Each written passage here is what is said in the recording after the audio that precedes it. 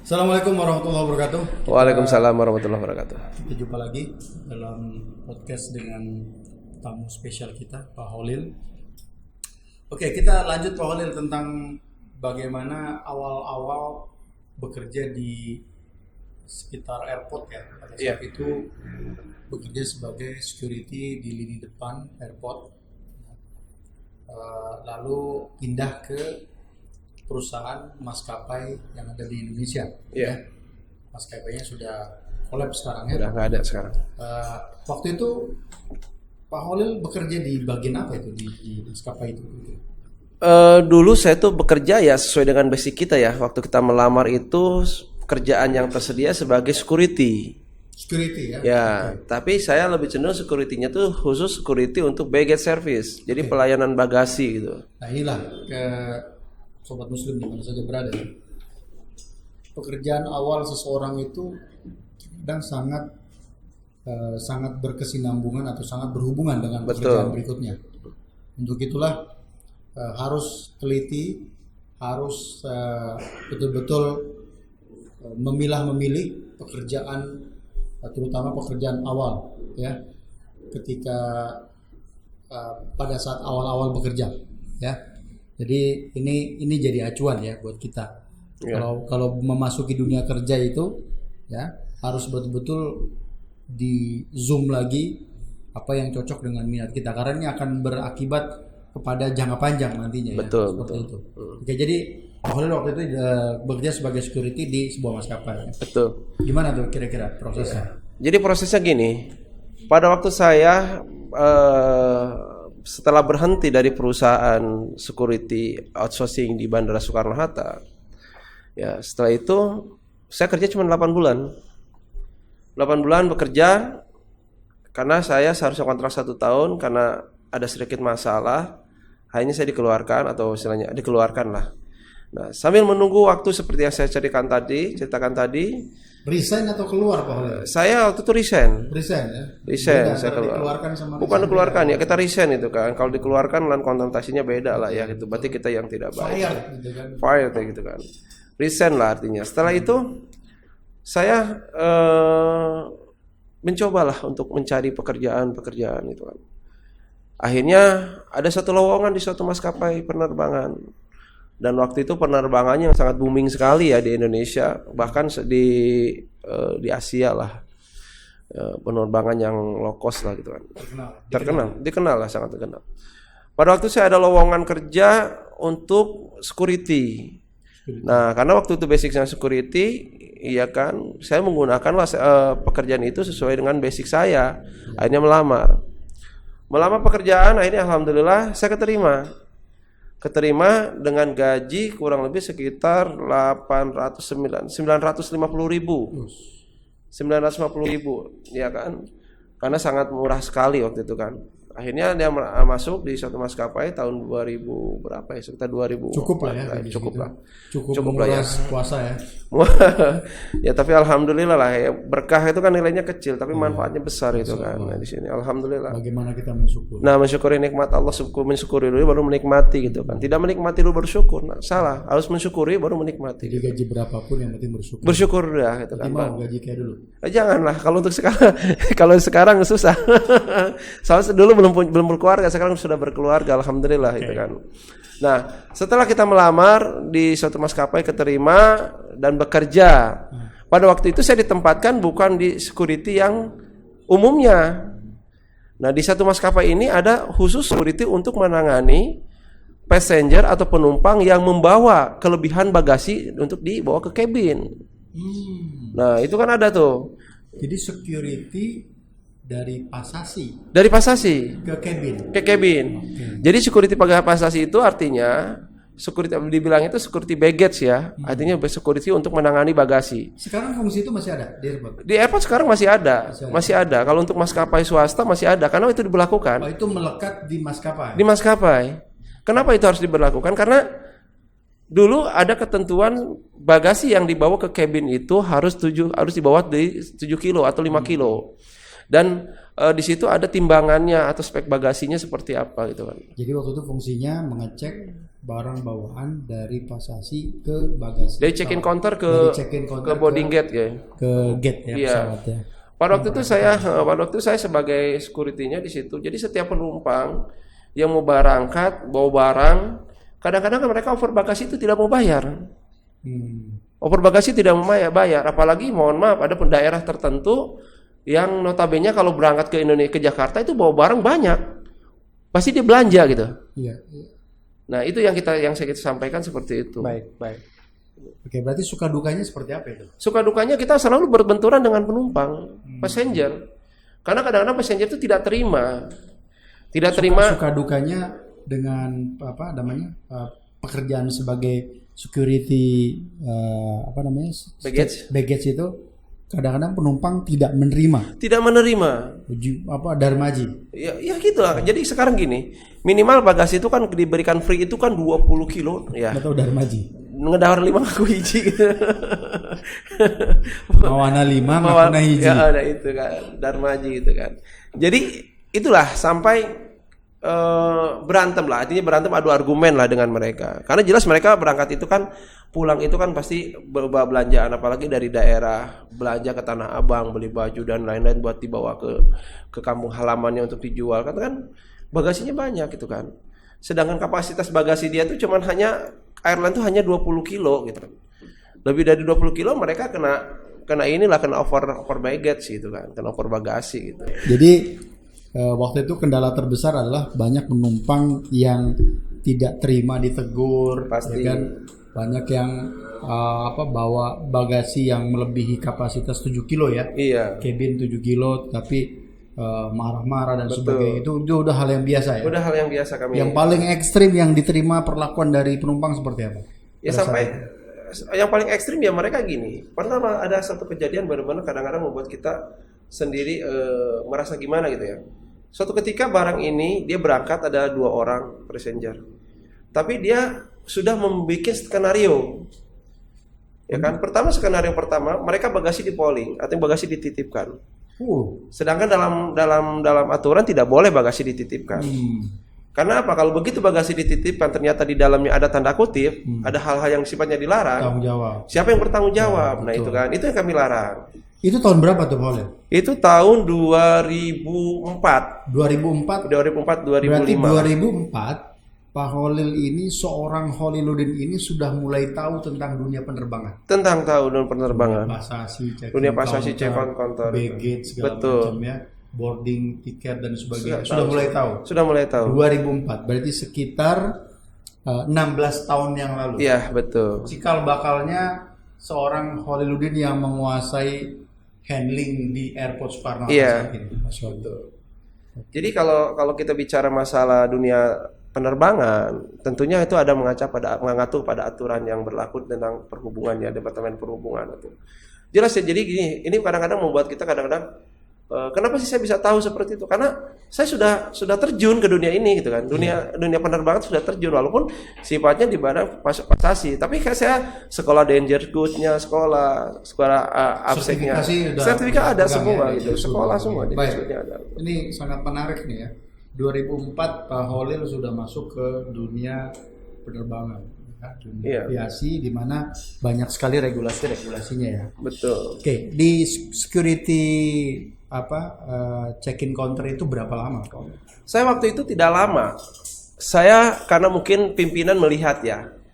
Karena intinya pada waktu waktu saya ngelihat kerjaan itu, pimpinan itu akan melihat bahwa anak ini bisa dan selalu mengatasi masalah ini dengan kondusif gitu kan, tanpa ada terjadi pergerakan atau konfrontasi dari passenger atau marah-marah. Kita Jadi Anda mengatasi masalah tanpa masalah. Itu apa namanya? Jadi bukan mengatasi masalah tanpa masalah, artinya dengan kondisi seperti itu bagaimana kita bisa meredam dan penumpang mau ngikutin aturan maskapai. Nah yang lebih parahnya lagi, waktu itu pernah saya kejadian. Jadi dia berangkat 2 orang, dia beli barang banyak. Ketentuan 1 orang cuma 20 kilo free-nya. Lebih dari itu mereka overload-nya bayar dong. Jadi 1 orang tuh sudah disimpan bagasi di mana ditaruh. Sudah diatur skenarionya. Jadi pada waktu yang dibawa tuh yang itu aja. Nah, di bawahnya itu setelah nyampe ke pemeriksaan ACP 2, pemeriksaan X-ray, kok ini jadi barang jadi banyak. Pada waktu di ruang tunggu, yang tadinya dia tidak bawa barang satu, ternyata dia bawa 3 tentengan. Masya Allah. Nah, itu kan ternyata pasti cek semuanya. Jadi trik-trik itu sudah tahu, diketahui, ya? sudah ketahui. Dan jadi itu mereka untuk mengelabui daripada overload bagasi. Gitu. Oke. Menjadi security ini berapa bulan kira-kira? Itu saya waktu itu cuma 6 bulan. 6 bulan. Setelah itu pindah ke bagian? Setelah itu saya dipercayakan untuk jadi supervisor check-in. Supervisor check-in? Iya.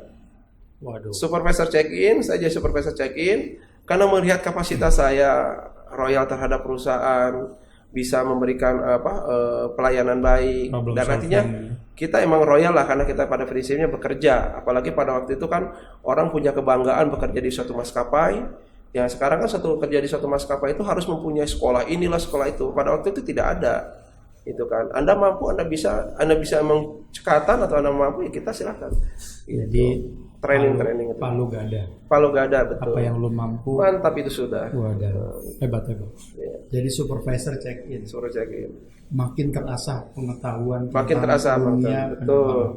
terutama ground handling. Turunan. Inilah cikal bakal seorang Pak Khaliludin. Betul. Ya. Oke. Berarti dari situ sudah mulai terasah jiwa bisnisnya. Ya, jiwa bisnisnya. Melihat peluang. Di waktu itu saya belum melihat peluang ya. Hanya sebagai karyawan. Hanya sebagai karyawan. Doer saja, pelaksana aja. Saya tidak kepikiran bahwa saya harus menjadi seorang pembisnis atau yang sukses itu belum ada. Berapa lama menjadi supervisor check-in itu? Nah, saya sebetulnya kayak flashback lagi ya. Pada waktu saya menjabat, baru kerja di situ suatu maskapai itu berapa minggu, baru 2 minggu waktu itu saya kerja. Ya, orang tua saya meninggal. Bapak saya itu meninggal. Dan pada waktu bapak saya meninggal itu kondisi saya tidak ada di rumah. Sedangkan 2004. saya ini 2004. Bapak saya itu tidak ada di rumah gitu kan. Dan saya baru pertama kali kerja gitu kan. Pertama kali saya kerja, makanya saya bilang tadi, saya selalu bilang saya anak laki-laki gitu kan, harus berupaya dan mampu berusaha gitu. Dikasih tahu, kamu pulang, bapak sakit, kamu pulang, bapak sakit. Saya bilang sebentar, saya ini masih kerja, insya Allah nanti pulang kerja saya pulang. Enggak, kamu pulang katanya. Iya nanti insya Allah pulang ya. Umur nggak ada yang tahu, ya.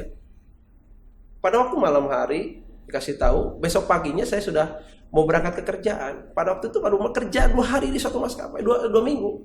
Masih pakai baju training lah. Training security, pakai baju putih gitu kan. Belum punya apa-apa. Masuk kerja 2 minggu, diinfo lah. Habis subuh diinfo. Pulang. Habis bilang nanti jam 12. Jangan pulang.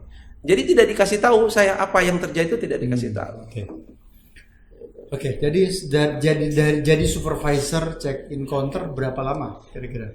Itu kurang lebih sekitar hampir 8 bulan. 8 bulan. Iya. Bekerja nggak lama-lama di satu departemen ya? Iya, karena di situ mungkin pimpinan melihat kembali lagi kinerjanya lah gitu. Dan mungkin juga karakteristik dunia penerbangan ini sangat cepat ya, apalagi swasta. Iya. Rotasi perputaran pegawai itu tinggi. Iya, pada waktu itu sih ada satu kasus di suatu maskapai itu yang notabene merugikan maskapai itu sendiri lah, dalam tanda kutip X lah ya. Akhirnya semua pimpinannya tuh diberhentikan lah, atau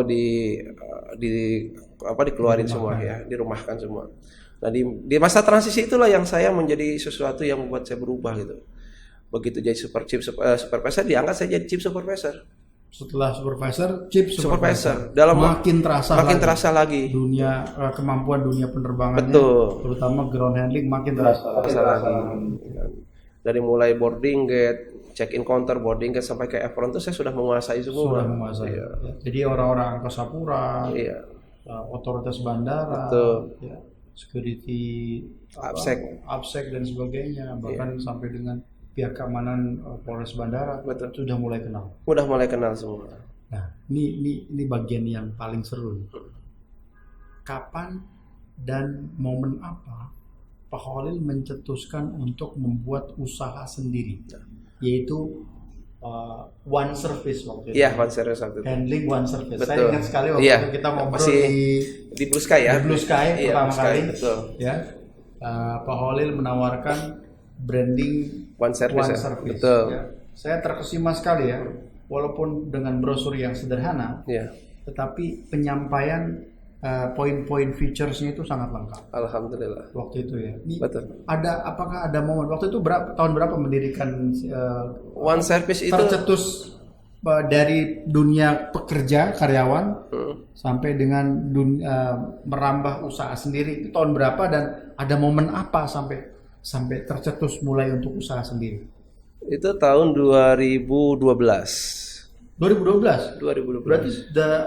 Berarti Pak Holil udah di dunia maskapai itu dari tahun 2002-2004 sampai 2012.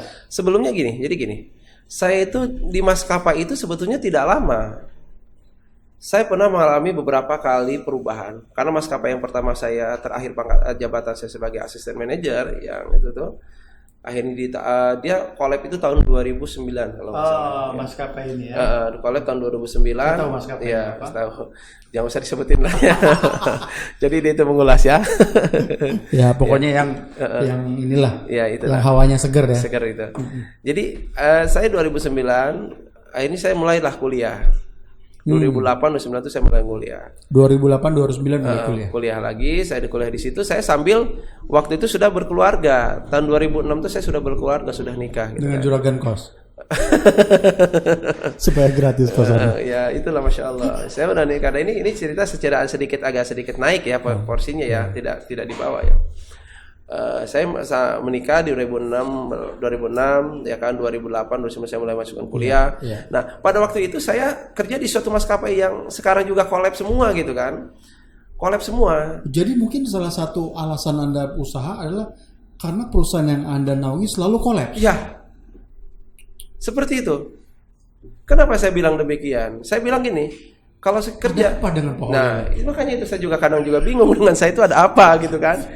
Bisa seperti itu tuh. Perusahaan yang dikerjakan selalu kolaps. Nah, itu collab. Itu alasannya akhirnya buka usaha sendiri. Bukan usaha saja? sendiri. Oh, iya. Nah, pada waktu itu Ini masuk akal. Nah, pada waktu saya usaha itu collab, lalu berpikir, kalau saya bekerja di suatu maskapai yang sifatnya di bidang transportasi, di bidang jasa, atau kita nggak akan maju, karena bagaimanapun ada fasenya. Dengan pertumbuhan ekonomi, dengan pertumbuhan transportasi dan lain-lain akan mungkin terkikis. Waktu itu saya sempat tidak akan kerja lagi di maskapai, karena bagi saya cukuplah ilmu yang saya dapatkan. Cukup saya ilmu dapatkan. Akhirnya saya berkecimpung dunia protokoler. Protokoler apa? Ya, protokoler saya lebih cenderung di waktu itu kerja di suatu instansi yang mana saya harus melayani pejabat-pejabatnya baik berangkat maupun kepulangan, pejabat daerah, ada suatu Masih sekitar airport juga? Masih sekitar airport. Oh, itu saya sifatnya paham, masih saya freelance. paham. Ini protokoler di airport yang melayani proses handling Iya, para pejabat atau dinas-dinas terkait. dinas terkait. Betul ya? Iya, betul. Jadi tapi tetap skopnya skop airport. Cukup airport. Tapi Tidak sudah dengan maskapai. di Dengan atas. maskapai. Oke. Karena Anda yakin bahwa ini tidak akan bangkrut. Tidak akan bangkrut. Karena ini pemerintahan. Betul. Iya. Tapi karena kita istilahnya pemerintahan ini artinya tidak seperti apa yang kita harapkan. Kan? Karena kebutuhan yang semakin meningkat, ya kan. Akhirnya ya lebih baik ya udah kita freelance. Akhirnya freelance artinya tidak didapatkan salary atau tidak punya gaji. Ya pokoknya lepasan. Lepas aja. Jadi tapi nginduk ke ini ada instansi lah, instansi. Ada instansi. Jadi cuma hanya menggunakan yang berkaitan handling. berkaitan handling. Nah, disinilah cikal bakalnya. Kita bakal bisa menjadi one service ini gitu. Jadi pokoknya mulai 2010, 2011 atau 2012 Pak Holil sudah berpikir tentang dunia handling. Handling, betul. Sudah mulai berpikir terbuka ya, tentang usaha handling ini. Betul. Jadi pertama kali one service. One service. Nah, ini one service punya siapa nih? One service itu saya tuh gabungan.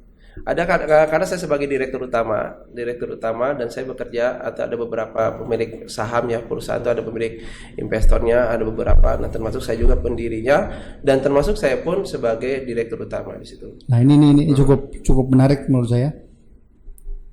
Tidak semudah orang memberikan kepercayaan. Betul. Ada orang yang berpotensi Tapi untuk urusan modal, ya jarang sekali orang percaya. Betul. Ini bukan suatu hal yang mudah. Betul, betul. Karena saya mengalami sendiri. Betul. Ya, kadang saya percaya, kadang saya tidak dengan orang itu. Ya, ini sebuah sebuah pemberian juga ya. Artinya Pak Khalil dipercaya untuk mengelola sebuah usaha Iya. yang bersama-sama menentukan modal. Iya. Dan intinya ada orang yang menyiapkan modal untuk hal tersebut. Betul. Ini sebuah sebuah learning juga gitu kan. Alhamdulillah. Berarti Pak Khalil ini tipe orang yang bisa dikatakan pergaulannya luas. Alhamdulillah. Luas ya. Iya. Dan bisa meyakinkan orang. Alhamdulillah. Gitu. Nah, orang tersebut tidak ikut dalam manajemen, artinya manajemen aktif atau pasif orang tersebut. Sebetulnya penyandang dana ini. Penyandang dana itu jadi manajemen pasif ya, karena dia sebagai komisaris waktu itu kan, saya sebagai direktur utama. Segala bentuk manajemen dan kegiatan operasional tergantung dari kami waktu itu kan. Tercetusnya suatu ide untuk pelayanan di bandara itu pada prinsipnya adalah ini adalah merupakan suatu usaha. Dulu saya menyebutnya ini harta karun ini saya bilang. Kenapa harta karun? Ini kok jemaah umroh berangkat begitu banyak. Wisata datang ke Indonesia. Tapi waktu itu belum terfikirkan tentang handling umroh kan? Sebetulnya sudah kefikirkan. Sudah terfikirkan. Tetapi terfikirkan dalam konteks saya ini adalah ini melihat peluang. Peluang usahanya ini sangat bagus karena di bandara ini Indonesia itu orang kita itu haus akan pelayanan. Baik. Semua itu pengen dilayani gitu kan. Apalagi kita bicara mekanismenya, bicara tentang aturan mainnya seperti apa. Gitu. Ya. Saya sangat setuju ya pendapat bahwa orang Indonesia itu cenderung pengen dilayani, pengen dihargai. Betul. Karena tipikal orang Indonesia itu rapi, bersih, setuju, berwibawa. Ya. Itu BMW. Bersih manusiawi. Iya. Iya betul. Karena pas saya melihat seperti itu di Arab Saudi saja, kalau sudah menyangkut jamaah Indonesia, hotelnya pasti hotel yang bersih. Pasti. An-nadhafatul minal imani kan? Ya, nggak bau. Betul. Ya. Ini kita bicara apa adanya. Setuju. Ya, di Mekah, di Madinah, itu hotel-hotel yang biasa ditempatkan oleh orang Indonesia itu pasti jaraknya dekat dengan masjid, hotelnya bersih, tempat makannya rapi. Nah, itu yang diinginkan orang Indonesia ya. Ini menjadi potensi Pak Khalil untuk mengembangkan handling umroh. Dan waktu itu masih sangat sedikit. Dan waktu itu saya harus door to door ke masing-masing travel meyakinkan ke mereka itu bahwa kalau kita melayani jemaah umroh itu harus dengan sepenuh hati. Dan melayani jemaah umroh itu dari hulu ke hilir. Contohlah, waktu dulu sebelum ada pelayanan handling, jemaah itu dulu kan harus ngisi buku kuning ya, buku kuning kau kan, imigrasi card ya dulu ya. Dulu kan harus ngisi imigrasi card ya kan semuanya. Gak mungkin dong nenek-nenek suruh atau orang-orang yang sepuh harus nulisin satu-satu. Nah ini bagian daripada pelayan bagaimana diisikan satu-satu. Sebelum dia berangkat kita isikan. Ya kan kita check-in kan paspor sampai segitunya. Oke. Itu. Ini kita makin menarik pembicaraan. Pak Khalil sudah masuk ke fase untuk wirausaha sendiri. Betul. Ya. Itu belum tercetus Global Insan Mandiri Service. Belum tercetus. One Service berapa tahun itu, Pak? One Service itu kurang lebih sekitar 2 tahun. 2 tahun kerja 2 tahun berjalan. Setelah itu mencetuskan ide untuk membangun usaha sendiri. Ini murni sendiri. Global Insan Mandiri Services GIMS. Ya. Sobat Muslim di mana saja berada, ini perlu Anda ketahui bahwa GIMS adalah salah satu dari sedikit perusahaan handling umroh dan haji yang mendapatkan izin resmi dari Angkasa Pura II. Ya. Dan alhamdulillah kita pun punya di Solo juga ada di Solo. Ya, jadi ini sebuah prestasi menurut saya. Alhamdulillah. Karena ini bukan hal yang diraih hanya dalam satu kurun waktu tertentu. Betul. Ini sebuah proses. Betul. Bagaimana kita Pak Khalil mungkin membina hubungan dengan masing-masing pihak terkait, betul. Ya, membina hubungan dengan para travel dan sebagainya. Ini bukan hal yang mudah. Nggak mudah. Nah, karena pasti di samping itu ada cerita menarik, ya, Menariknya apa? Bagaimana Pak Holil bekerja sama dengan travel yang ujungnya bermasalah. Iya, sangat-sangat luar biasa itu.